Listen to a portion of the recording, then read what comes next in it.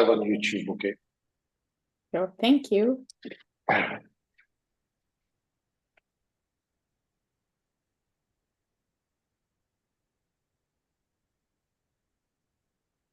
Wow, people are joining now. Nice. They were in the waiting room. So many of them. Hi, everyone. Welcome.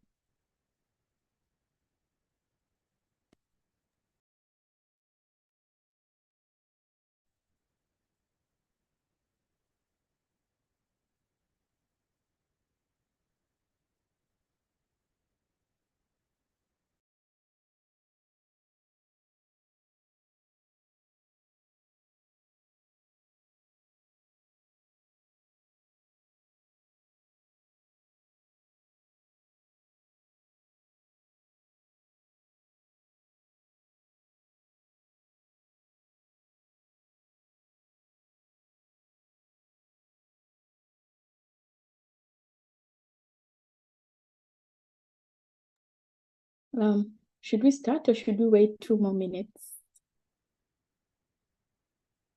They are still joining. Okay, we'll just give it a couple of minutes and then start.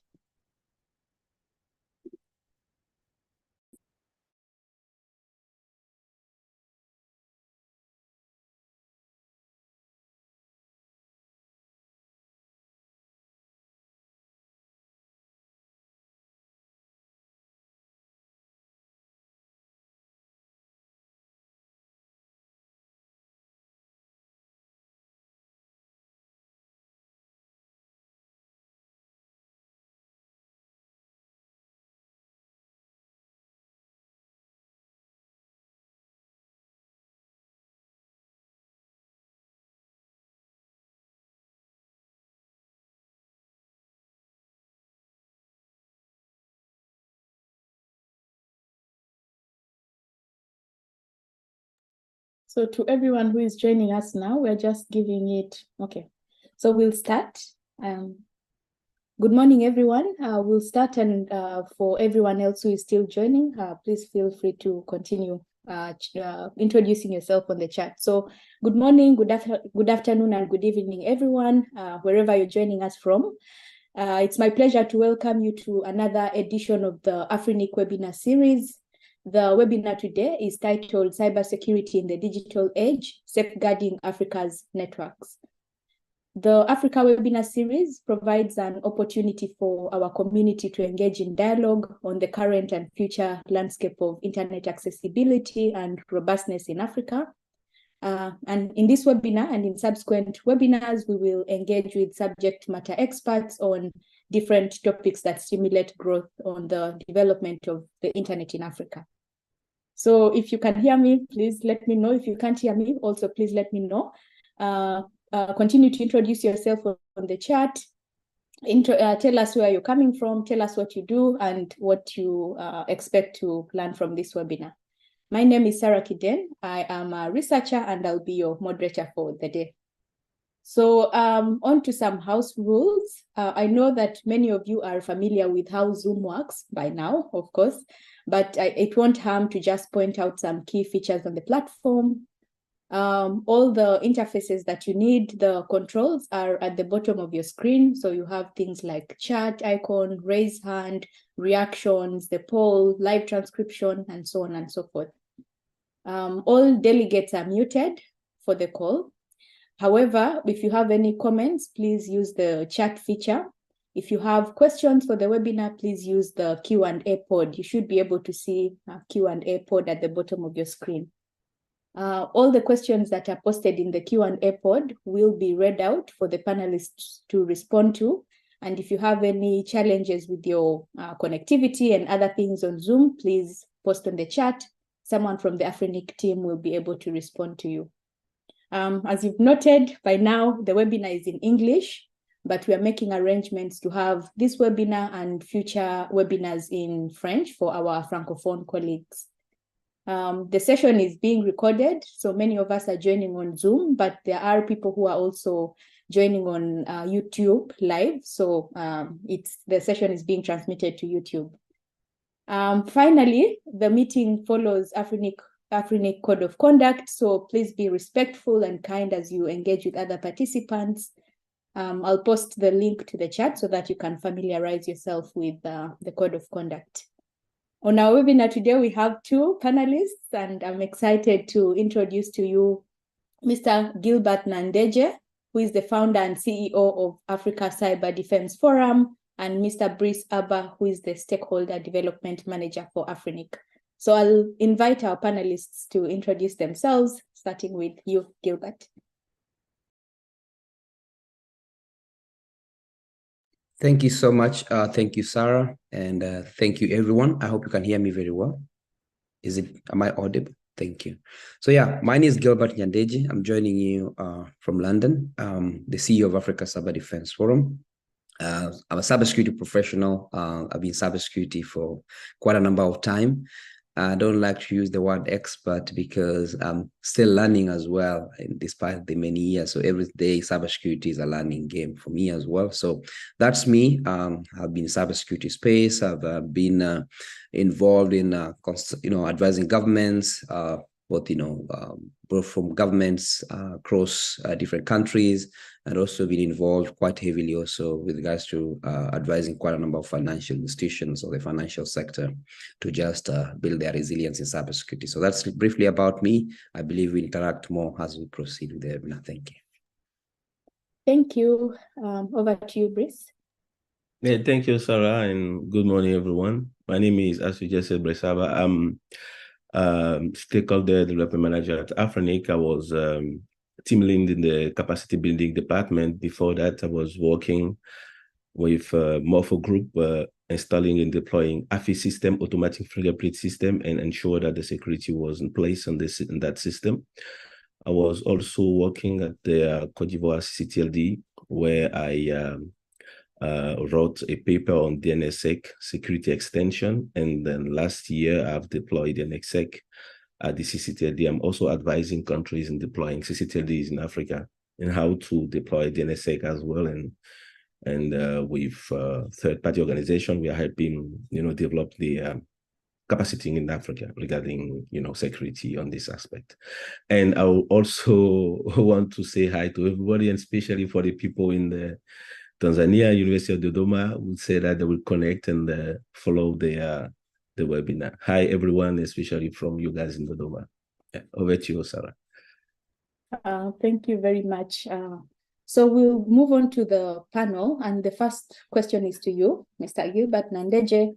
As the CEO of the Africa Cyber Defense Forum, could you please give us an overview of the current cybersecurity landscape in Africa? What are you seeing? What are the challenges, and what are the trends that organizations are facing? Yeah, thanks, Sarah, and thanks to everyone for joining. So yeah, I mean, that's a good question with regards to what we are seeing. And, I always start this statement by saying Africa is very vast because, talk about Africa, you're talking about 50 plus countries, depending on who you're talking to. Some will say 55, some will say 54, depending on where you are. But to bring to your question, Africa is very, very big to a point. Every single country is quite unique. However, we have a lot of commonalities. We are seeing more and more threat vectors that are coming into the continent that are targeting, basically, you're seeing a lot of business email compromise. You're seeing a lot of ransomwares. I think this is something that is happening across, be it whether you're in the southern, northern, eastern, or western part of the continent. You're seeing more and more threat vectors coming in. You're seeing a lot of ransomware attacks happening. You're seeing organizations. I think there's even just yesterday, there was another organization that was breached, and they are struggling to recover. So basically, you're seeing heavily a lot of ransom. And we are going to festive season as well. You can imagine what's happening. And the financial sector has been very, very heavily hit. I think this is, of course, this is in public domain. I think those who are coming from South Africa are aware of that TransUnion, at least this is in public domain, got breached, I believe, some few days ago. So you're seeing more and more of threat vectors around ransomware. That is very, very heavily at the top of the rank. You see a lot of threat vectors around business email compromise, where organizations getting breached through, social engineering attacks that are coming in, some of these threat vectors coming in. you also see more and more. There's a continual rise as well of insider fraud, insider threat, where you're finding within the organization, there's also that angle of insider fraud, insider threats happening. But also, as I indicated, you're seeing more and more of in the malware, a good number of infections are coming in. So basically, those are, to me, are the three major threat vectors I'm seeing, basically. And organizations are basically being held ransom almost every single second. So yeah, that is something that I think is at the top of the table. I will say is one of the key challenges that basically we are seeing more targeting a lot of African institutions. Yeah, thank you for pointing that out. So the next question is to Brice. You've talked a bit about what you've done at Afrinic, so would like you to shed some light on the emerging cybersecurity threats specific to the digital age. How are you seeing these threats evolving, and what should organizations be vigilant about, Afrinic members or even just other organizations in Africa? Okay, thank you, Sarah. So yeah, and to shed some light on what Gilbert just said in the context of Africa, we have, as you said, the number one is malware, of course. So we have like 80% of organizations being victim of this, like, and individually, we are talking about 45 in Africa. And after that, we have also social engineering, that we have targeting organization, like we have 52% of attackers that are using, social engineering, and individual is very huge with social engineering, because we are more, open for social engineering. So we have like close to 90% of attackers that are, and you also have vulnerabilities that are exploited by attackers, and these targeting especially organization, because organizations deploy systems, and even though they did like in the beginning, like some penetration test or network security test, when they install new system, they forgot to do this test again. And as technology evolving, people are also adapting, and attackers are still adapting. They're using new technology to also adapt to attack organizations. So that's the top three. And what we can see in Africa is that we have the targets. Today we have like computer servers that are number one, that are targets for attackers. And we have network equipment as well, because network equipment are they have operating system on them, and they can have like some loophole and some issues on those operating systems that attackers are using to attack the network of the organization. We also have people, and you know that in cybersecurity, people are the bottleneck of the system, because when attacks are coming from inside, it's very dangerous, because those people have access to the system, they have access to the network. So when they are being exposed, the system is very dangerous. So people is also another target that they are using. Now, the good thing, I mean, I can say the good and the bad thing. In the past, we used to use honeypot to see the behavior of the attackers, coming in our network. Now, attackers also using artificial intelligence to study how organizations are reacting when they are trying to attack. So, in the past, honeypot was only in one part, but today attackers are also using internet artificial intelligence, because today we have evolution in many technology. Computers are getting stronger and stronger. So this evolution today, we're talking about quantum computing. And imagine that today we have IBM has one working quantum computing that can do some text. So now one of the attacks that we are seeing today is the zero-day exploits. So attackers don't give you a chance to get ready. So we are talking about quantum computing. Attackers are reading the algorithm to build the quantum computing. So they are trying to see what of the issue the vulnerabilities that they can get with the quantum computing, and this, so there is no time. Today, everything is cloud. We are talking about cloud everything. So we have cloud security as well that is at risk. So most of the time when we have application on the cloud, we have our service on the cloud. We are using application to connect to our services. So this application has some issue that attackers can also use. And we have mobile security. And in Africa, I think that Gilbert, I will leave you talk. I'll let you talk about the mobile money stuff and Pesa stuff and how the security. I'll leave this again to you, this part to you, and to talk about mobile security as well. We have blockchain. So people say that blockchain is something very strong, but today attackers are also using blockchain. They're learning algorithms. They're seeing how to penetrate and how to break the system.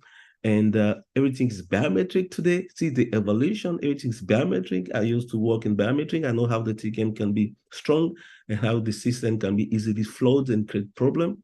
So attackers are also using that. So yeah, we are in there with the as the technology evolve, attackers also adapt. So this is why we have to be also careful. And I will give some time to Gilbert to talk more about the mobile security in Africa, especially in Africa, and mobile money and Pesa and so on. Sarah, I hope that this.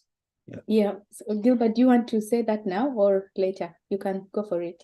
Yeah, sure. I mean, as Brice has highlighted, just building back on what Brice has also said. I mean, if you look at now, and thanks Brice for the great insight. So, if you look at now, almost every single country now, even before we go into mobile money, I think almost every single government now, you're talking about Minister of Digital Economy, right? So every single country now in Africa, in one way or the other, and realizing the value, or rather what exactly, everybody's talking about digital transformation.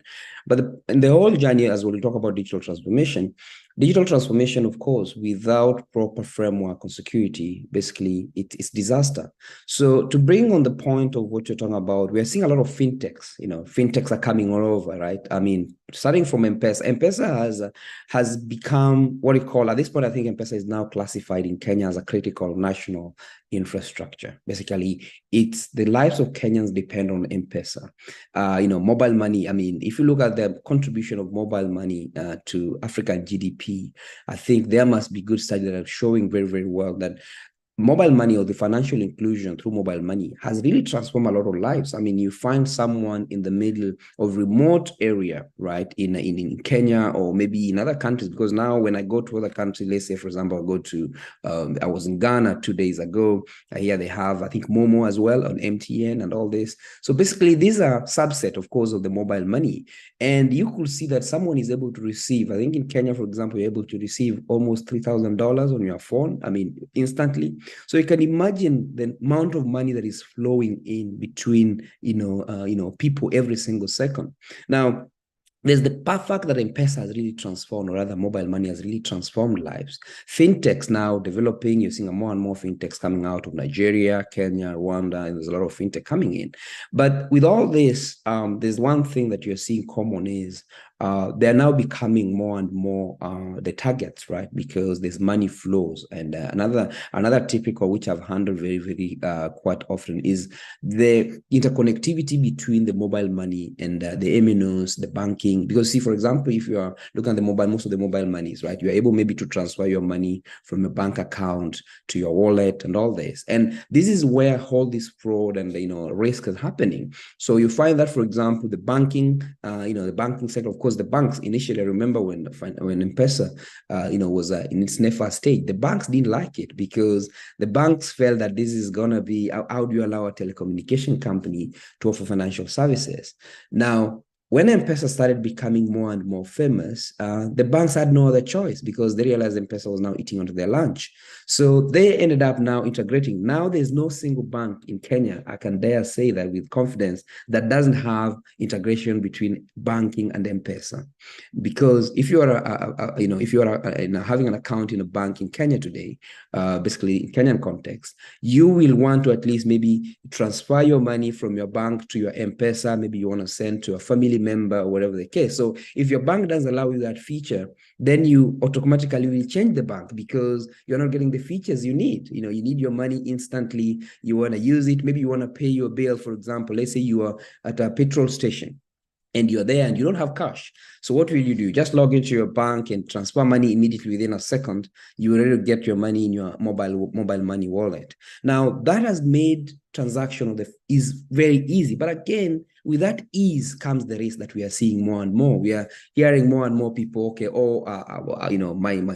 SIM swap. SIM swap has become even a big issue where you hear telcos are struggling. Okay, someone has used my money, my phone number, money has been transferred, and you wonder, okay, what were the security risks? What are the risks that have been, have they been assessed properly? So you find that most of the organizations had focused on the bottom line, both from the banking and of course the MNOs, without looking at the risks around the entire infrastructure, because there's always a P2P connection between the MNO, without going to technical, but there's that connection between the banking and of course the mobile money operator. And that allows that instant communication where, for example, as long as you have your mobile number, it's able to authenticate and you're able to get your money. But within that framework, you find that most of these organizations did not take security or hadn't taken security properly or seriously, where they just focus on, okay, fine, the bottom line, the bank is making money, the telecommunication company is making money, but that also now leaves the users, at a big risk. I remember one incident that we handle quite often is where you find that someone could easily walk in an organization. Someone could register even 400 numbers. I remember typically one fraud incident that we handled where, the lack of proper controls, you find that maybe someone could go in, and this was coming around issues around, for example, third-party risk. For example, you have this mobile money or mobile banking applications being developed. This is another third-party risk that we're seeing a lot. More organizations have to watch for, where you have the developers coming in. Yes, they develop the applications, they do the integrations, they develop the code, it's working. But what is the level of assessment of security in those applications? So that is what organizations need to be so focused on, because most of the time they have always just focused on the functionality without looking at the front. Is it secure? So that's why what Brice was talking about, have you done proper vulnerability assessment? Have you done source code review to test the level of security of that application? Can someone breach it? Can someone even, some of these applications are so porous that you can even just make, a simple change, and you're able to almost compromise the entire application. As some of these applications are running in financial institutions and organizations as well that are really, really critical to some of these countries. So this is where we're talking about the security has to be taken seriously, because it's very clear that cybercrime now knows no borders. Someone can be sitting in the middle of Eastern Europe or Western Europe, and they easily breach an organization in the middle of nowhere. So basically, just to bring to that context, yes, Africa is rising. There's more and more fintech organizations coming up. Mobile money is we've been known, Kenya has been known, for example, the home of M-Pesa. M-Pesa has put, the continent in a strong map. And we've done all this leapfrogging. We say, Africa is doing amazing work when it comes to mobile money, right? But are we taking security serious? So I beg to stop there, just to give the context, to build on the context that, yes, we're doing well, but are we safe? Thank you. Thank you, Gilbert. So from what the two of you have been speaking about, you've given the example of the financial sector. I noticed you've mentioned a lot of actors. So you mentioned banks, you mentioned the telcos and other actors involved in the process. So it appears that collaboration in this whole ecosystem is important in addressing cybersecurity challenges. Do you know of any initiatives that are happening currently, or do you have recommendations for collaborations between governments and other institutions in the space? That's over to me or Brice? That's to both of you, but I'll start with Brice, then move to you. Brice, over to you. Okay, thank you, Sarah. Before I respond to this question, I would like to highlight 2-3 key points that we also need to bear in mind. With this new age, we have IoT, that are everywhere as well, and that we don't have put enough security measure in IoT, and IoT are like used as target to penetrate, people, houses, and organization as well. So it's something that we have to pay attention about. And then the other thing, the second thing is the deepfake trade. Because today everybody's happy about AI, everybody's happy about how to use deepfake Today I can like create Gilbert, picture, Gilbert's face and voice, and talk to me, because Gilbert is my friend, and can say, hey Bryce, I have some issue. Can you send me 1K? I'll give it back to you. And because Gilbert know me, because I know Gilbert, I will just give this 1K. So you see, we have this what we are calling deepfake trades, and it's very complicated for so people to know to get the truth when it's come to deepfake trades, and it's something that you also have to bear in mind. And the level of attackers, the latest, let's say the updated one of the updated traits that we're having is what we are calling ATP, and Gilbert talked about advanced persistent traits. So today is not like one people that's going to try to do things. It's like organization, well-organized organization that have particular targets. It can be like groups, well-organized group with a lot of people doing, at a single step of the attacks. One group is doing this, another group is personally this, etc., etc. So just imagine this group of people that are creating remote, penetration using deepfake, and malware, and it's extremely complicated today for people to, be able to control this. This is why in the future, by the end of this presentation, we're going to give you like some tips or good practices that you guys have to put in place in your organization to be able to, defend yourself when from this type of threats. And to come to the collaboration that we're having, and we Africa Cyber Defense Forum are working partner is for some years ago now to build capacity in the region, and we have like a project that we want to work.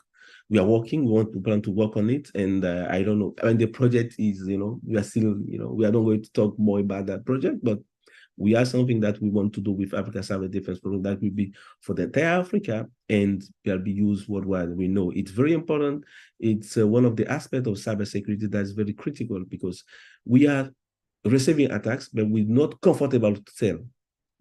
My organization have been attacked. I can come like this. I say, oh, yesterday we have been attacked and we lost this money. It's not, we can't do that. So we are working on something to make people more comfortable to do it, and to tell how they manage to fix, how they manage to overcome this attack. Another initiative that we are having as a regional internet registry is law enforcement agency program that we are having with the other areas where I've represented Africa, where we created documented materials to teach community members how to identify who is using what IP in the world. So it's not only in Africa, but also in the other region, because when we have receive an attacks, you want to know the source of this attack, and the source is the IP, and based on this IP, you can identify the organization, the user, etc., etc. So we have a document like he's talking about, is used by the 5 areas and is targeting the law enforcement agencies worldwide. So yeah, over to you, Sarah. I know that Gilbert wants to add more about Yeah, Gilbert. Yeah, thanks. So yeah, collaboration is key, Sarah, and as Brisa said, those are things. I think those are the things that keep us awake at night. How do we ensure that there's more collaboration? And just to also build on that, we just finished our annual forum, of course, with Africa as our key strategic partner in this. We just finished Africa Cyber Defense Forum that happened in Kigali, Rwanda, a few days ago, where we were able to bring in together different stakeholders. We had also Africa Telecommunication Union, just to be able to engage also the member countries, across Africa as well. How do we ensure there's more collaboration? I'll give you an example, as Brisas was saying. Imagine a situation where, in the olden days when growing up, where was a situation where if, for example, your neighbor, and this happens in where we live, right? Imagine your neighbor next door. There's what we call security by, I think you call it security by being part and parcel of your society, right? So imagine a case where a robber comes in, or someone breaks into someone's home in a gated community. I believe we have to build. We are much as safe as the weakest link, because, for example, if, you know very well that you have a situation in the neighborhood and you don't report it, just look at it from that context. What happens next? It might be in the house of the person next door, but next it might be you.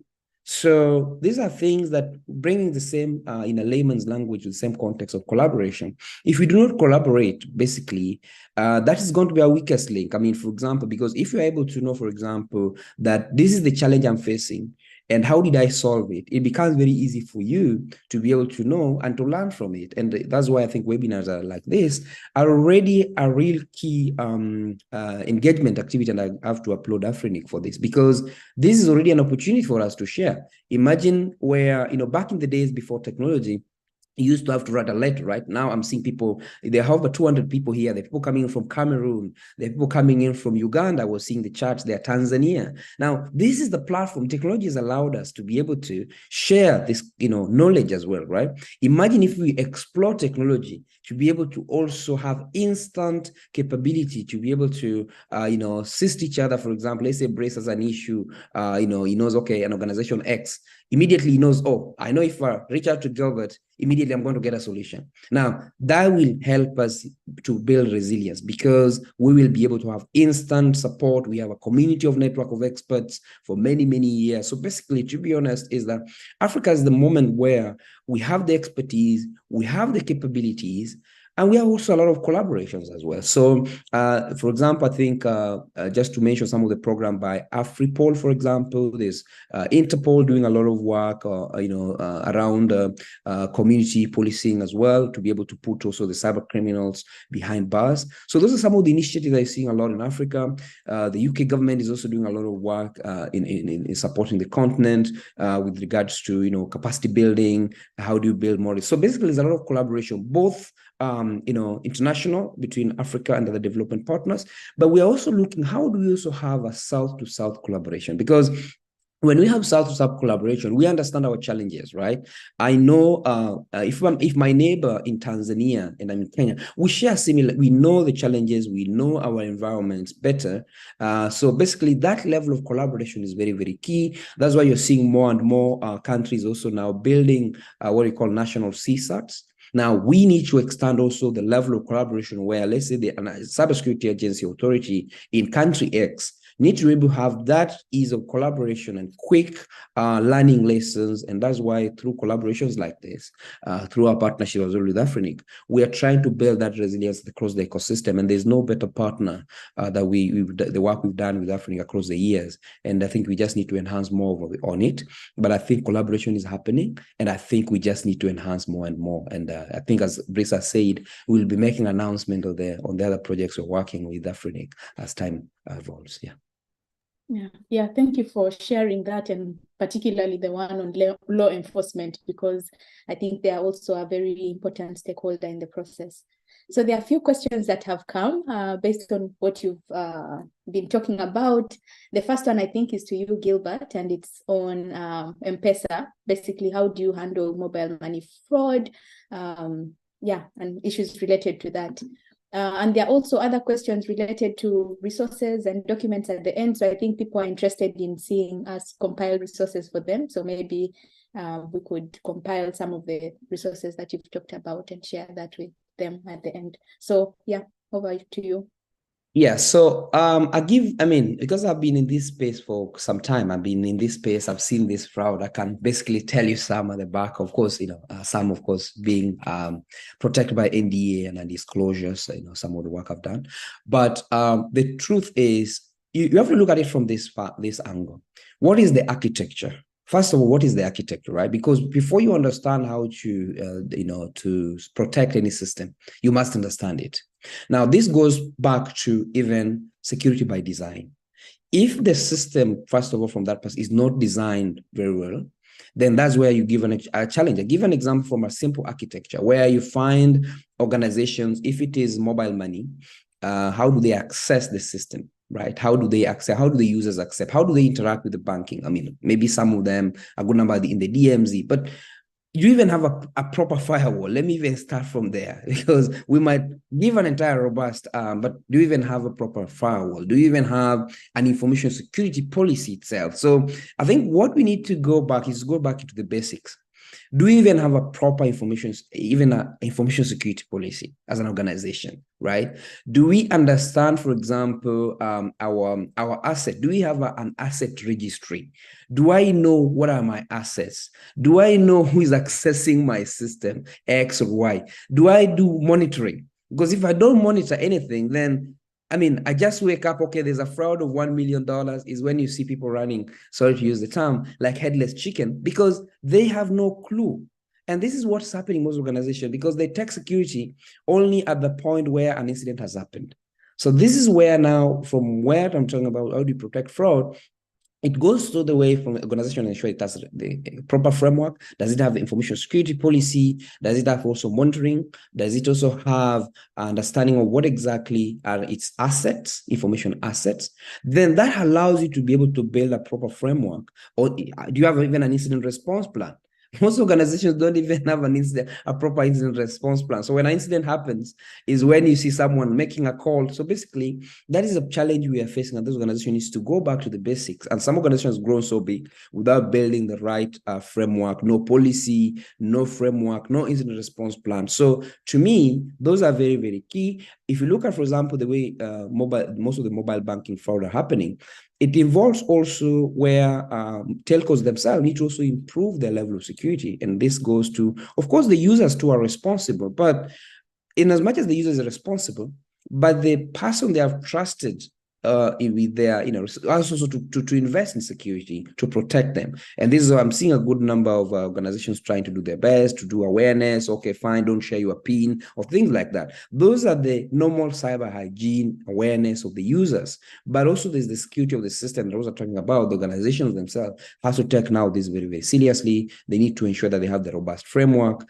They have also to do continuous vulnerability assessment. Because I'll give an example. If only one single vulnerability in that server that is hosting your mobile money is exploited, then there's no way you're going to protect that system, because the vulnerability has already been exploited. And this now goes to continuous vulnerability assessment. You're talking about things like penetration testing. Organizations to ensure that they do that. Continuous patching, even of your, the organization that wait till an incident that's happened is when they do patching. You will be shocked the organization that's still even running Windows XP to this date. So if you're running Windows XP in your environment, the organization is running Windows 2007, which we all know is vulnerable to, to MS-017, the ransomware. We're talking about the WannaCry and all this. So basically what I'm saying is that we need to ensure that we have a proper account or proper risk assessment in our organizations, both our IT systems and assets, before we go into, okay, fine, how do we now lock down our systems? Are we doing proper monitoring and understanding our proper assets? Yeah, so basically that's just a high level I would give. But yeah, if with proper case, I can be able to give even share some more details on some of these cases. Thank you. Thank you, Gilbert. I was shocked recently, last month. I saw banks are still using Windows XP in the UK. I actually took a picture. It was a bit surprising for me, but yeah. So we have a lot of questions coming in. Please continue to post them on the Q&A pod. We'll answer two more that are related to this segment and then move on. So the next one, I think, is to you, Brice. Emmanuel is asking, how do you handle cloud challenges where clients don't have an idea about who owns the cloud infrastructure? I was muted. Yes, thank you, Sarah. Yes, cloud computing is something that is very complicated when it's come to where your data are stored. And most the advice that I gave lightly to an organization is to read the contract. So it's most of the time people sign contract without reading them, and when you don't read contract, you can be very surprised. You can also during your contract and pause and check if the infrastructure of the cloud provider is secured, and what are the guarantees that it gives you a schema in case of that data breach in the system. Is there any backup in place? Is there any is there any policy that will protect your data? And also the device, the application that you are going to use to connect to the cloud system, is this app using a public, a private key, or is there any crypto system that is put in place to ensure that you are the one that is connected to your system, to your services in the cloud system? So those are information, those are details that you have to pay attention of when you are signing a contract, when you want to put your data in third-party system. And unfortunately, people don't really pay attention of that. And these things that I wanted to highlight on this. Read the contract, ensure that this vendor or this organization have proper security. You have backup system in place in case of incidents. What are the policy in place, security policy procedure that have to be put in place, and also ensure that they are using cryptographic material like public key, private key, or certificate infrastructure. You have to ensure that your communication is secure between you and this platform. This is how you can ensure you have the minimum security when you are discussing, when you are communicating with your data on the cloud. And we also, this is what I can say about that. And if I may, we have questions. If you want, we can take the question that we're having on the Q&A. Yeah, so let's just take one more on collaboration. Yeah. So that's to both you, actually. It was asked to Gilbert, but I think you can both respond to it.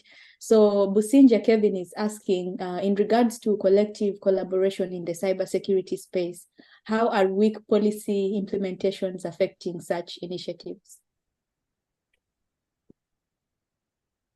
So it's related to policy. It was directed to Gilbert, but either one of you can respond. Yeah, so I think you have to look at it from, there are different levels of policies, right? So from the government perspective, I'll give an example, like a simple, Malabo Convention. If any of you maybe might be familiar with Malabo Convention. I mean, this was a document that was discussed. I mean, it's now an obsolete document, to be honest. And I was telling gentlemen the other time that this document, Malabo Convention, is more than only for, the funny thing is that for it to be ratified, we needed at least 14 countries, 15 countries for it to be implemented. And it took so long. I mean, it was so dragged to a point you ask yourself, I mean, if we are serious about it, then why is it taking so long? So that document, to be honest, today, I think it should be reviewed, because now we're talking about AI. AI has come in. We are seeing more and more chat GPTs. And so that document needs even to be a live document. I think it needs to be updated. So I think that level, there's the need of political will, both from the the political spectrum, to be able to allow also that level where countries understand, because see, policy needs to cascade from down. You're talking about national cybersecurity policy. There are countries that their cybersecurity policies have not been reviewed for the past 10 years. So how do you have a cybersecurity strategy as a country that has never been reviewed for 10 years? I mean, things are changing. Your population is dealing with different threats. So basically, to me, there's no doubt the implementation of policy has to be very clear, but you have to have political will if it is from the policy perspective or the national policy. But of course, the policy as an organization, that's also very, very key. The organizational level policies, those are also very key. If you don't have those ones, they are going to at least frame, with regards to building a resilience ecosystem. But on the high level, because I believe that question is more on the policy, on the government perspective, I think there you need it to be very, very, the government has to be, or rather the political will has to be there, and it has to be a very, very key pillar when it comes to this digital transformation agenda that most countries in Africa are now pursuing. It has to be a key pillar, because if it is not taken seriously, then that's where you find situations where it is not really at the key top table of those who are in positions of leadership, and it affects the entire ecosystem. Okay. I hope I responded to the question. I hope that yes, you did. Yes, you did. I think we should move on to the next segment, because there are a lot of questions currently, but please keep them coming. So we'll move on to the next bit. The question is again to you, Gilbert, or should we interchange? Maybe let's start with Brice. Let's do Brice. Yeah. Okay. So, Brice, I see some questions on the chat related to this, but I would also like to ask what role Afrinic has in setting cybersecurity standards and practices in the region. Do you see that you have an influence as Afrinic or as the Afrinic community? Yeah. Let me thank you for this question. Let me take it from the regional antenna registry perspective. So we are dealing with at the layer 3, and what is important for us is to ensure that the routing in Africa is secured, and the region around us see that we are putting enough tools to secure the routing in Africa. And to do that, what we have put in place is, first of all, ensure that the services we are giving to our members are secured. So this is one. And also we are putting crypto system in our infrastructure. For instance, today a member of Afrinic can prove that the resources that have been received from Afrinic belong to itself by using our PKI, with resource private key infrastructure. And also for each resources that we are, with each resource we are issuing to our members, we have to create the reverse delegation for them to be able to use the mailing system. And for the reverse delegation system that we have put in the document, we have created DNSSEC. We have deployed DNSSEC on the reverse delegation. So our members can also use DNSSEC to secure the reverse delegation. They can use private key and public key. They can use certificate to protect the resources. And these things that we are doing as area from an area perspective. And also for still as an area perspective, or an internet registry perspective, we are also working with a third organization to ensure that capacity building is done in Africa. This partnership, that in this initiative that we are working with Africa Cyber Defense Forum, still in this same initiative that we are working with Africa CERT and many other organizations that are reactive in the security, that the security is a concern for them in Africa. So this is basically what, for now, what I can say about what we are doing in this topic. Yeah. Thank you, Brice. So since there are a lot of questions on the chat about this, maybe Gilbert, I would like to ask you, with the nature of cyber threats, so they are continuously evolving, and I'm seeing people asking about artificial intelligence, Internet of Things, and other emerging technologies. What do you see the role of these technologies in basically addressing cyber threat? I see like there are lots of questions on the chat, so I wanted to just... Yeah, so I think AI, you're talking about generative AI, people are on ChatGPT and all this. I mean, to be honest, the truth is, I think AI is a double-edged sword, and I think that's the conversation we can have. It's a double-edged sword. I mean, it can be used. I mean, you're seeing a lot of solutions now being developed, right? Leveraging the technology, the AI technology, to be able to also allow us to respond to threats much faster. You're seeing solutions that are now adopting incorporating AI. You're seeing SOAR solutions that are incorporating AI to be able to allow faster detection, because see, there are some tasks in the industry, or rather in response, that can be automated.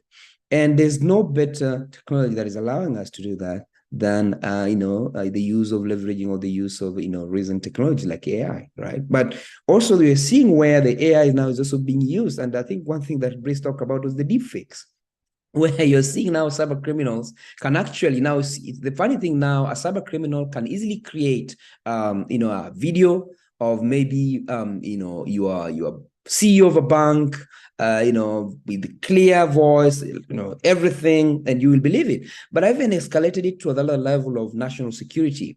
Imagine where your general, for example, voice is muted and is all captured, nicely done, and the general says, you know what, I've resigned from the army of the country. I'm now joining the militia. I mean, you can imagine, and it's a pure video done with the video of the general and the voice and all this. I mean, you've seen a lot of faces, for example, now online, where they've even done voices of presidents, and people you find it so hard to differentiate the real and the fake, because the technology has evolved to that level. So even the voice, for example, imagine, for example, you get a call, right, that is through deepfakes, right? You get a call from your bank. I mean, it's exactly as it was. So basically, I mean, you will actually, some of the people are actually fallen for it. And I remember it's interesting. I think African Union was the chair of African Union, I think, was a target of this, if you guys checked. And interestingly, in Europe, they even ended up having a meeting with a deepfake. If you check online, you will see that African Union already, the top official African Union was a victim of this. And I think European Union officials had a meeting with a deepfake, and for them to later realize that this meeting wasn't real. So this is happening. And of course, this is a typical scenario that people can even read about, that it happened. I think it's just a few months before. This is just to show you that, yeah, AI is a double-edged sword. We have to be able to build the capabilities to be able, because now, for example, you can actually paste a code in ChatGPT. You can even tell it to write for you social engineering. If you're able to trick ChatGPT, it can do wonders for you. And this is one of the things now the bad actors are using to explore some of these technologies. And forget about ChatGPT. Now the people are developing their own models that are becoming more and more, even more and more, I can say more scary, because if they're now going to be used to target, for example, now a critical national infrastructure, you can imagine now, to me, I would say security now at this point is basically now cybersecurity is a national security issue. Any country that doesn't take cybersecurity seriously, well, they're going to pay a price, because honestly speaking, we are in information warfare. We are in a world of warfare. Cyber is the domain of war. You can have all the boots on the ground, you can have all the guns, but only one single command can shut down an entire country. You can even shut down an entire pipeline or entire colonial pipeline is a good case that happened in the US. It is there. People were not able to access fuel. You're talking about now banking. What of banking institution? Well, imagine where a banking institution is targeted by some of these criminals targeting, adopting some of these new technology you're talking about. You're talking about quantum computing. Yes, you're talking about AI, but quantum computing, where people are developing now more and more advanced, algorithms that are going to break into some of these old encryptions we used to have. So basically, to cut the long story short, we are in a situation where we either adapt to the reality, or I think it's going to be a challenge for most countries. Yeah, thank you. We have Yes. a lot of questions in the Sarah, chat. if I may, Just yes, go for it. question, Yes. Okay, so I spoke about the security at the layer 3. That is very important, because most of the time people are taking for granted what is happening down there, because everything is application. We don't care about what is happening there. We had a question about that, about the IP that have been blacklisted and prevented some people to access some web pages and some services online. And this is happening often in Africa, because we are using IP sharing technology like NAT and PNAT. So those technologies are not a technology where we have many people using one public IP to connect to services. So let's say that we are 20 in this, we have 200 in this room, and we are sharing one public IP. If one of us is doing something bad on a given website or a given services, and if they are the owner of the service is blocking this IP because one only has done something wrong, is going to impact all of us. So this is what is happening. It's happening because we are using sharing technology. This is why Afrinic advise members to reduce NAT from the network. Use public IP, make it complicated for organization to block your IPs. And also, we give the possibility to our members to sign the resources. So today you can sign your resource and testify that you are the owner of this resource. So anybody on the internet cannot use the resources for like this, So we put in place all those measures to ensure that your IP cannot be hijacked by a third party or third person to doing bad thing. And one thing, reduce NAT in the network, use API system that we're putting in place for your members, use the routing registry that we are putting in place with the security, use the NSX that we are putting in place for your members to deploy in your system. So these are the tools that we are putting in place. And next week, we are going to have a webinar talking about those services for our members. So I will also encourage you to join this meeting, this webinar. Well. Okay. Yeah, there are lots of questions. I'm trying to just bundle some of them together. Gilbert talk about the AI, the AI deepfake. I spoke about it, and I said that in the past we used to use only honeypot. It was white hat using honeypot to master the behavior of the attackers. But today, attackers are using AI to see how we are defending our networks, our organization. So as I just said, it's double threat, shape. So it's very complicated. At some time, we need to adapt. Organization need to adapt because, as Gilbert just said, we do, for instance, security policy, the risk assessment for an organization. Let's say, like today we're doing risk assessment, and we don't plan any risk assessment for the next 5 years. And this is something that we have to stop, because internet is technology are moving so fast that it's something that we can be performed every year. For instance, when you have a new technology, when you see that you have a new algorithm and the new, we also have good practices that we have to put in place. For instance, let's talk about DNSSEC. In the past, we used to advise the 10, 24 bits for the key, the size of the key that we are using for the key, the ZS key, and for also the key that we are going to use for to secure the ZS key. And today it's 2048. So it was past, it was like 2 years ago, 24, and now it's 2048. So it's less just 2 years ago. So what you have to do now is to change the size of your keys. If you don't do that, this means that you are at risk. And this is why we have to be, and you have to be sure that you are following the new update. You are on the group, security group, listening, learning and applying what they recommend you to apply based on the evolution of the technology. So this is the example I want to give. Thank you, Brice. So I've tried to bundle up some questions. I think there are people asking if there's a central place where you can go. There are questions around computer emergency response teams, or a platform to deal with threats, or someone called it first aid, or a place where you can continuously learn about some of these things happening. So every country, I mean, there's a lot of work happening across Africa where you're having national CSATs, where national SATs, for example, given Kenya is the Kenya SAT. In Cote d'Ivoire, you have the Cote d'Ivoire SAT. You have a lot of CSAT developing across the countries. However, some are still in their NEFA stages. But you can imagine when you're dealing with national, you're dealing with national, right? There's a point where even the country is overwhelmed. I mean, you send an incident, and how many? Maybe there are team of three, right? And so basically, there's a lot of work. Even law enforcement. So more and more countries are developing national incident response capabilities. You're having national CSATs, as I've indicated. You have national capabilities being developed. But yes, I think it still needs to be more needs to be done. There are conversations around having central coordination under the continent, which is another thing, because it's very, very hard to see. Cybersecurity, honestly, at this point is one way or the other.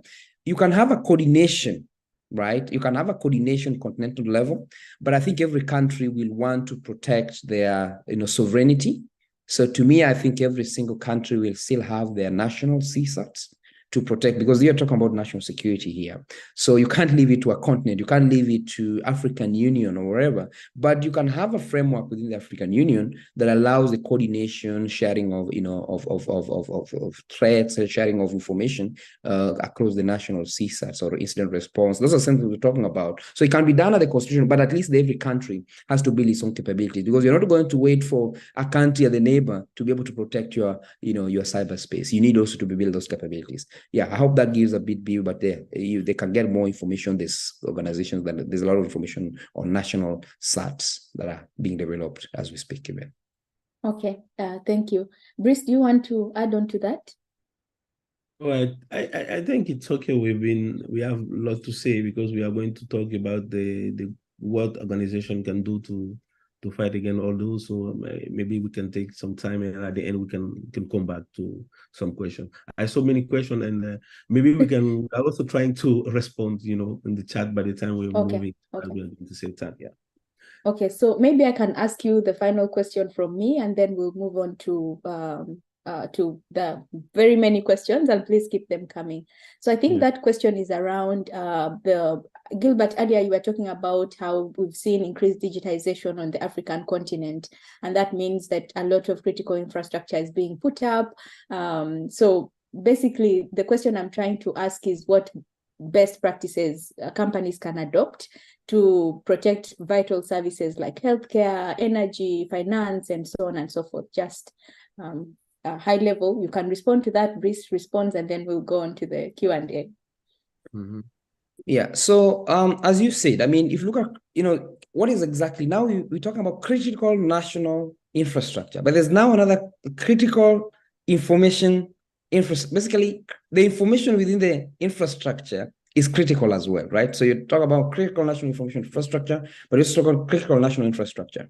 So by definition, a critical infrastructure is an infrastructure the country depends on. You indicated healthcare. You're talking about your, financial services. These are services that are very key to the economy, right? So I mean, is our daily lives. Talking about water, whatever the services. Now, first of all, the first and foremost is the country needs to understand what exactly is critical, right? You need to map the critical infrastructure because you can't protect what you don't understand.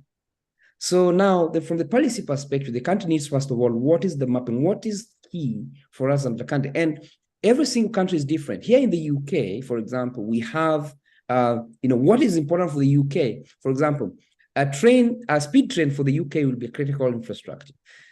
But maybe their country doesn't even have a speed train. So, so every country has to define what is exactly critical for them.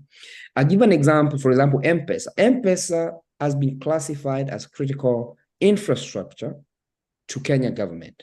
And I think it's among the mapping they have done because they have looked at the contribution of M-Pesa to the economy and the impact it has. Then it was basically, if M-Pesa goes down today, sometimes it does, the entire economy is really in big problem because people can't pay their bills. Some people can't pay their, their hospital bills. Someone is in hospital. So basically, of course, you're talking about electricity as well, right? Electricity. And this is where now you come talking about what we call, now you're talking about, IoT, OT security, because you're also now seeing more and more of this critical infrastructure. For example, let's say the energy.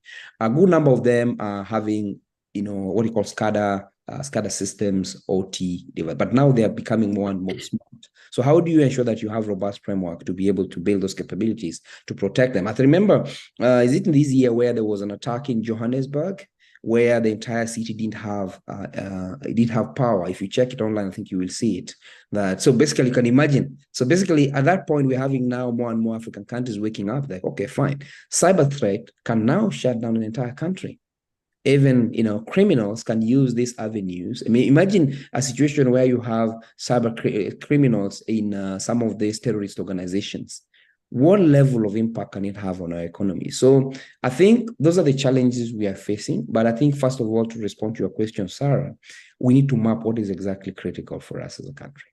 I hope that gives a summary. Yeah. Yes. Brice? Yeah.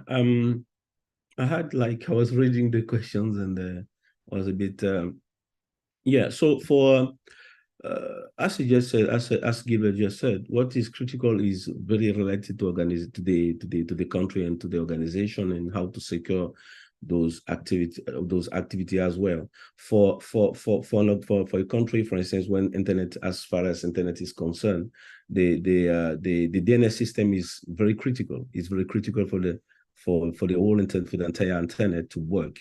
And protecting the DNS system is now the key. And if you remember when we were talking about internet governance at the beginning, it was how to protect the DNS system. That was the key of the internet governance. The whole internet governance thing that we are seeing today was based on the security of the DNS system to ensure that internet will operate. And today we have the DNSSEC that we are using for the DNS system. And now we know that internet is IP numbers. And if you want to secure, if internet is critical, it's the internet, because without internet, there's nothing.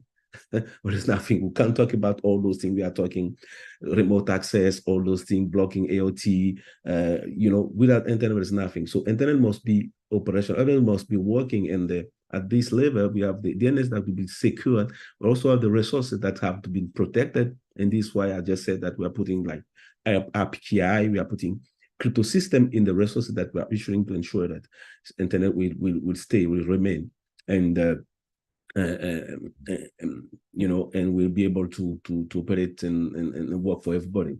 Now, for all those security risks that we said, organizations should be prepared. And the first thing that we talked about was risk assessment, that we say we have to be frequently operated, put in place and do it. We also have the security policy that Gilbert talked about, because most of the organizations don't have security policy in place. So they start rushing when they realize that they are being, attacked. And then now they say, okay, what are we doing now? What is the next step? What is the action to take place? And after that, we also have the employee training. That is very important, because I just said, and we also, Gilbert mentioned that as well, when in the given organization, the human is bottleneck of the entire system. So they are inside the system, they are staff, and you have to teach them that they should not share the password. They have to learn when they realize that this is a strange email. What are the actions? So you have to have policy. You have to train. You have to teach your staff to take the good behavior when they are seeing these things. We also have access controls. And when they are in some organization, when you come, you can just connect to the Wi-Fi. You cannot connect to the internet. And this is something that you have to, we have to do something about that. This is not something that have to continue. People need to put access control in the system. The physical and the logical layer, people need to put that. We also have regular software updates. In Africa, unfortunately, people are using crack antivirus. They are using antivirus, and they use crack to use antivirus. So it's something that you have to stop. People need to use real antivirus. You have to ensure that we have the regular update patch, because sometimes we have antivirus, we have some patches that come up because they realize some issue with the particular antivirus. We have to apply this patch and something. We also have firewall that Gilbert also talked about. In our system, we need to put the real, what we are calling matrix, security matrix, and what part of the organization, what network can discuss to the other network. Network A can discuss to network B, network C cannot discuss to network D. This matrix has to be put in place. We need to put a firewall and for detection in our system, because we need to monitor who is doing what, who is trying to enter our system. These things that we have to also put in place, the endpoint security, encryption, I talk about it, the size of the key that we are using today. Using a smaller key is a problem. So try to use the latest recommendation, the key, try to the biggest one, and there's some advice that I can give for now. Over to you, Sarah. Thank you, Brice. So we have a lot of professionals, but we also have lots of students joining us today from the University of Dodoma. And we have some questions from students. I would like us to address that bit, like before they go to the job market. So Lawal, Sulaiman, and other students are asking what it takes for them to prepare their applications to be put out to the market. So this particular person is a student. I think they're developing a portal. They want to test it. What things, or just generally share tips, because students are asking many questions related to that, how to prepare for the cybersecurity job market. So, yeah. Yeah, so maybe I can add it to that. So, I mean, if you look at many reports that are coming out, of course, talking about cybersecurity skills gap and cybersecurity shortage. So there are two angles of cybersecurity. There's the gap, and also there's the skill shortage and there's the skills gap. So, and that's the challenge you face. For example, you got a good number of students coming out of university having computer science degrees, but they maybe they have spent 4 years of academia, but when they go out, they find it very, very different. And that's where, for example, and Africa Cyber Defense Forum, in collaboration, of course, with the different partners as well, we built a program that's called CyberGen program that allows you to be able to go through a program hands-on. So basically, they need to be able to understand there's the need of building the hands-on. And I think that's the challenge we have also faced in the industry, where a good number, for example, people chase the certification without having the skills. So they have the certificate, but they can't do anything. So those are the things I think that comes in. But as a student that's going on, I think number one thing they need to understand, be willing to get in there, do some apprentice, learn on the job, and basically just start with that internship. And also your expectation, make your expectations, don't have that because yes, and that's what I'm telling you, you come with a master's degree, but you have no experience. So be willing to learn, start from the ground up, be the apprentice, learn, understand the basics of even, networking, understand even what is Linux environment, understand it better. So if you understand the basics, it allows you to be able to, to leapfrog, and you will get an opportunity. But also such programs I'll share the link as well. Some of them can also get opportunity to be able to, get opportunity to learn and as they join the industry. So these are some of the programs that we have launched with the goal to train 100,000 cybersecurity professionals in the next 10 years. I'll share the link here, and there's more information there. They can be able to, they're getting with the industry and can be of value to them, and they can apply and be part of such programs. I hope that gives a bit of visibility on that. It does. Thank you.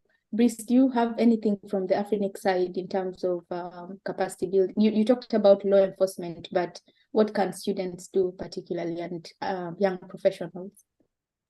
Yes, so from what we do as Afrinic, we are also partnering with third party like Africa Cyber Defense Forum, like Africa said, to do capacity building for students. So we have like webinars like this, where we, want to one of the things that we are doing to, build capacity of the community members on cybersecurity and other internet-related technology. So it's collaboration that we are doing with third party.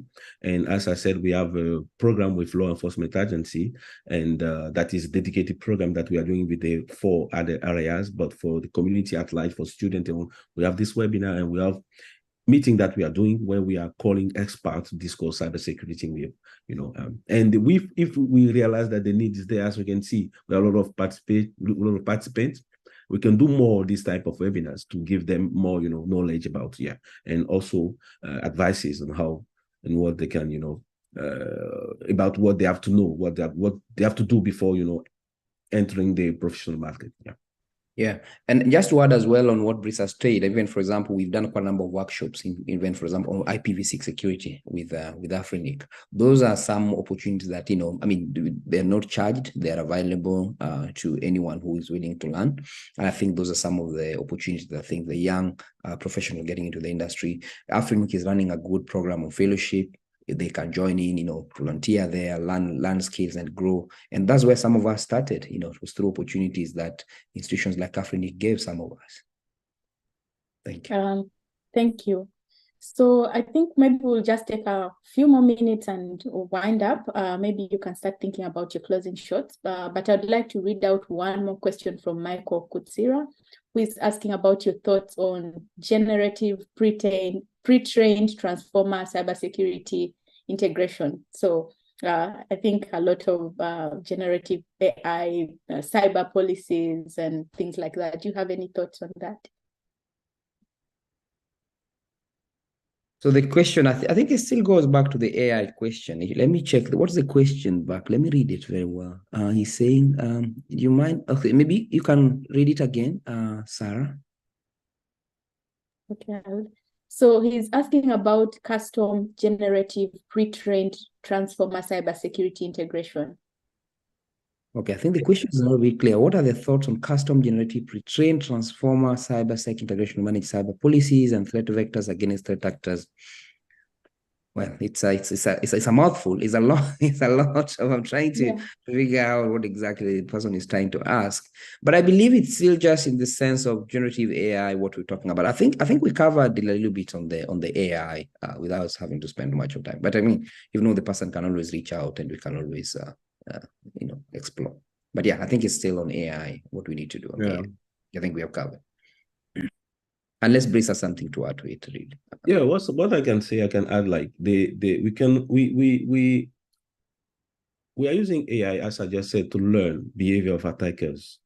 And so the idea, I think, behind this question is, for instance, to create AI active component in our network that can be able to, respond to attacks based on the behavior it has learned in the past. But as I just said, it's something that can be, it's a good option that we are talking about new age, it's a good option, but at the same time, we also have attackers doing the same thing. So you can have the feeling that you are defending the network against a real attack when it's just, a tentative to see how your network will react. So this is why it's said that we have to be at the top of the technology when it's come to cybersecurity, because the attackers, as I just said, we have no time. They have no time. They are learning algorithm, as we said in the beginning. They're learning algorithm. This is why it's important when you are putting an application in the network to test the algorithm, to test the code, to do the risk assessment. For the website, you have to do the pen test. This is something that is not going to be performed like every 10 years or every 5 years. Every single year, or every time you insert something new in your system, something new in your website, you have to apply a pen test. Those are things that have to be, common in people, in organization habits. And so what I want to add on what it's all related to AI is this, IoT, and yeah. So these things that we have to bear in mind. And I'm still. I think we'll just take one more question, and then maybe you can answer that question and give your closing shots. And that's on personal security. So we've talked a lot about organizations, but what can an individual or an employee do to protect themselves? And there's someone who is sharing a personal story, but I don't want to go into that. So just generally talk about that. Yeah, so I think as an individual, security is just also having, the same level of security awareness we're talking about, having cybersecurity hygiene. I mean, how many of you even have two-factor authentication on your normal Gmails? I mean, I get a lot of requests. Okay, oh, Gilbert, my account on whatever Twitter has been hacked on my, but then you ask the person, did you even have a two-factor authentication? I mean, you have phone numbers. I mean, just at least add a layer of security, and what is even some password, I love you 123. I mean, so, it's just basics. These are some things that you don't need to get a degree to be able to, I mean, it's a question of if, it's not a question, it's a question of when. It's not a question of if, because where we sit now, more and more, we're interacting. Basically, our life has become digital. People have their Instagrams. You see people saying, oh, Gilbert, you're cybersecurity. My account is, I'm like, look, did you even have, I know, two-factor? You didn't even add a layer of security to your own, it's like, I mean, even in our houses, it's like you leave your house and you don't lock the door. I mean, what do you expect? Someone will get in, right? So, I mean, just even add, a simple, two-factor authentication, just a basic hygiene, add a layer of two-factor authentication. It doesn't cost too much. Now we even have password generators you can actually use to manage your password, right? And generate a strong password. You can also use things like, for example, let me give an example. Like, for example, you can even use what we call them authenticator apps. So, for example, you are able to log in, and the good number of them, you have a good number of vendors, and some of them are available for free, and they're very good offered by one of these vendors. So basically, to me, I would say it's just basic that some of us have a strong password, really. I mean, you find password 123, I love you 123. These are passwords a hacker will crack in 1 second. Yeah, I'll stop there. Brace, I know. Yes, I want to also add something, and what you said is just is this is what is happening, and we don't really pay attention of those basic things. And I want to ask one question for the participant. What was the last time they changed the Facebook password? Can you respond in the chat? What was the last time you updated your? I can see Sarah for the past 5 years. So these some basic things. So if you please just type something in the chat. So these basics that are doing. So for me, I don't try to remember the passwords. I'm using a password generator tool. So I have a very strong password to connect to the tool, and from there I generate very complicated password for most of the applications I have. And you can see that many people they're trying to. I receive, like, because I put two-factor authentication on most of the public apps I'm using, so I can receive on my email or on my phone that somebody wants to reset my password. I just laugh and I'm like, okay, you can still try, But the thing is, the best thing is at least to activate two-factor authentication in the public application you are using.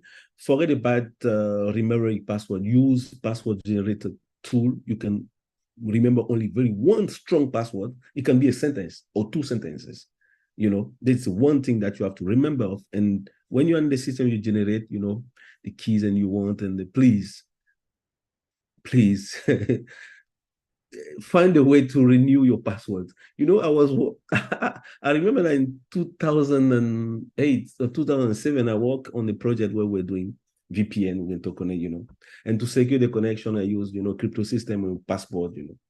And I remember that 2 years ago, I met one of the, you know, IT guy in this company, you know. Since 2007, I asked the guy, did you change the password? He said no. So so you see these things that happen. It's happening everywhere, and it's not like, you know, when you do something and when it's working, we are happy, and this is it. And we forgot that we put like a small password in it, or maybe the password was there for the last 20 years. It's like, no, dude, it's more than 20 years now. They are using the same password, and it's an organization, so you can imagine. So these are habits that people have to put in place. This is just good habits and basic habits that we have to put in place. And today fortunately, we have like email system that oblige members to change the password like every 6 months, every 3 months. It's not optional, it's mandatory. So when you connect, the same will ask you, please change your password. So there are tools that you can put in place in your system to oblige your staff, your people to change the password so often. Yeah, this is what I want to add on that. Okay, thank you so much to our panelists, and thank you to everyone who has asked. We can't answer all the questions. There are really so many, but please, I think we'll find a way to compile these questions and respond to participants, because I think the questions are really good. But I'll just give a roundup of what we've talked about. So we started by getting a landscape of what is happening on the African continent, and we learned about the different threat vectors, so ransomware, insider fraud, malware, and things like that. We talked a bit about fintech, because it's also growing on the African continent. Brice also talked about social engineering, malware, and different kinds of attacks, and how your servers and network equipment are targets for attack. We went on and discussed a bit more about what organizations are doing. We discussed about collaborations and learned that you are basically, you have to secure everything, not just a particular, so secure your servers, secure yourself as a person. We've talked about personal security, and we've also learned some initiatives of how we can continue to build our capacity in the cybersecurity area. I found it very helpful. I've actually learned quite a bit in this field, and I hope all the participants have also learned a lot. So I think Susan will post a link on the chat for a survey. Please give us feedback on what you thought about this webinar and even other webinars, so that we can continue to improve. And for 2024, there's a call for panelists. So if you have an idea or a proposal about a panel that you'd like to run, please let the Afrinic team know. Otherwise, thank you everyone for the insightful discussion. And do the panelists want to say anything? Otherwise, we can adjourn the call. No, man, I think nothing to say. I think, Sarah, you've summarized everything. You've been a good moderator, and we're more than happy to have you engaged. Thank you. Yeah. I will add maybe security audit, vector risk management, cloud security measure, collaborative, and these are things that we have to bear in mind, that we should not forget when we are in the organization. All those policies, all those measures have to be put in place, and we hardly see organizations putting money to have a security team. It's very rare to see big organizations with a security team. So I think that is something that must be put in place, and I think it's the most. And I urge our community members to think about having this type of people in their organization that will take care of their put in place the policy and the step that you have to take when a cyber attacks is happening in your network. Yeah. Thank you, Brice, and thank you to both you and Gilbert for your insightful discussion. Thank you to everyone who has asked questions. Have a great morning, afternoon, and evening, everyone. And this webinar is now adjourned. Thank you. Bye-bye. Thank you. Bye.